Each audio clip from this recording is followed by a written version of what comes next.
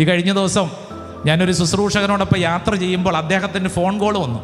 അപ്പം അദ്ദേഹം അരിശപ്പെട്ട് ആ ഫോൺ വിളിച്ച ആളോട് സംസാരിക്കുകയാണ്. അപ്പം ഈ ശുശ്രൂഷകൻ്റെ വായിൽ നിന്ന് വീഴുന്ന നല്ല നല്ല വാക്കുകൾ, എന്നെ രസാന്ന് പറയും. മാങ്ങാ തൊലി. ഞാൻ ചോദിച്ചു, അത് ഏത് വചനം? അതൊരു പുതിയ വചന. ഒന്ന് ഏതാണ്? മാങ്ങാ തൊലി.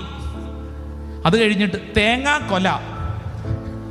അപ്പം ഞാൻ ചോദിച്ചു, അത് വേറൊരു വചനമാണ്.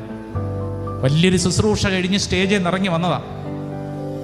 വീട്ടിൽ നിന്ന് എങ്ങാണ്ടാണ് എവിടുന്ന് ഒരു ഫോൺ കോൾ വന്നപ്പോഴത്തേക്ക് ഇയാൾക്ക് ദേഷ്യം വന്നിട്ട് ഇയാൾ പറയും മാങ്ങാ തൊലി തേങ്ങാ കൊല. ഇങ്ങനെയുള്ള വാക്കുകൾ അല്ലേ? നിങ്ങളപ്പോൾ ചിരിക്കും. എൻ്റെയൊക്കെ അവസ്ഥ ഇതാ.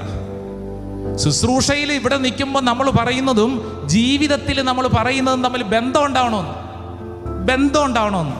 ഇതില്ലെങ്കിൽ വീട്ടിൽ ചെല്ലുമ്പോൾ നമ്മളെ അവർ കളിയാക്കും, ഇല്ലേ?